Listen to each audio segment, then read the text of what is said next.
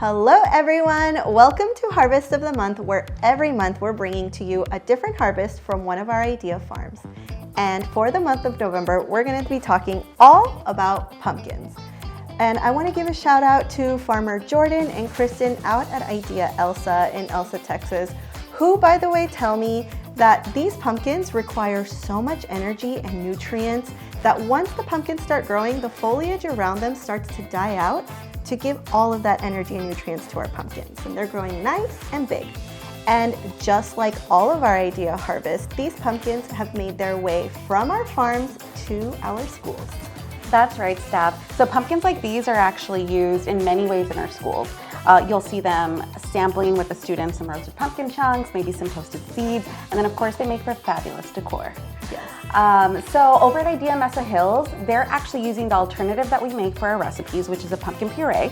They're going to be making these pumpkin spice muffin tops as a seasonal treat for our students. And if you didn't know, for the majority of our recipes, we also have an accompanying inclusive recipe that is free of the 9 allergens. And Assistant Manager Valeria over at Idea Mesa Hills let us know how much their students and families really love that. I so appreciate that, and I am so proud of the fact that we have those inclusive recipes so all of our students feel included when they're enjoying our meals. And okay, just like all of our other recipes, we're gonna go ahead and show you all how to make these pumpkin spiced muffin tops. All right, to start these muffin tops, first we've got our muffin mix here. This is a whole grain protein rich muffin mix. And we've got our oats that add some fiber. We've got our brown sugar, of course, gonna give us some sweetness. Our pumpkin spice mix, which is already pre-blended with some cinnamon, some ginger, and nutmeg. Of course, the star of our show, we've got our canned pumpkin puree. And then I've got some almond milk here at home. You can choose to use any milk of your choice. All right, let's go ahead and get started with our dry ingredients. Daniela's gonna start by passing me these oats. We've got our pumpkin spice and our brown sugar. Yummy. Oh, there we go. And we're just gonna whisk these together until they're nice and mixed before moving on. Okay, this is nice and mixed up. We're gonna move on to our pumpkin puree, please. Thank you. And we're also going to add at this point about half of our almond milk, and we're gonna mix this up. I'm checking for the consistency, and if we get a nice thick batter that we're looking for, we'll stop there, but if needed, we'll go ahead and add some more almond milk. All right, so while she's mixing that, I wanted to let you all know about this pumpkin and how every part of the pumpkin is edible. So everything from the outside to the stem. So if you're gonna roast this, you can chop it up, dice it, throw the entire thing in the oven. The seeds itself, traditional way, is just to toast them up with a little bit of salt. And then the stem, from a young pumpkin, you can actually peel off that hard stuff on the outside and chop the inside up, add it to soups, and add it to this muffin mix for some added fiber. I just think that's so cool. All right, so this consistency is just a little too thick. We are gonna go ahead and add the rest of our almond milk to this, mix it up, and then we'll come back ready to bake.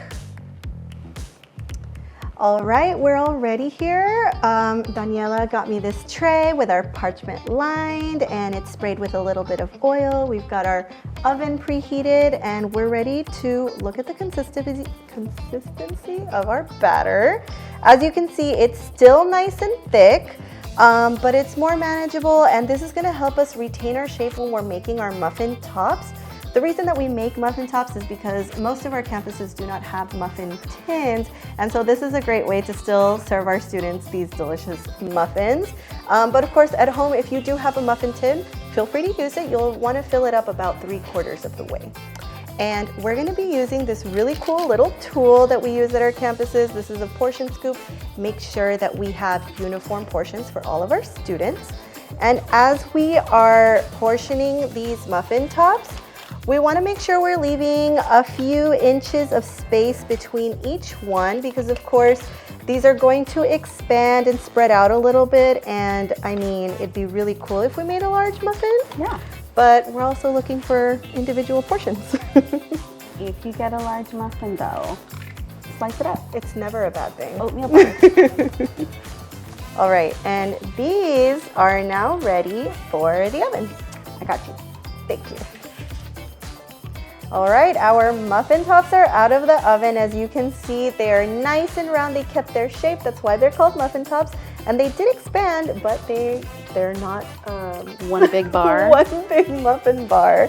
Yes, thank you. They smell so good. They are. They smell so good, and I really love how you're sinking in a veggie to this. So if your kid's ever been like, I will never eat a pumpkin, just be like, okay, have this. Try it, you know? They'll never know the difference. Right.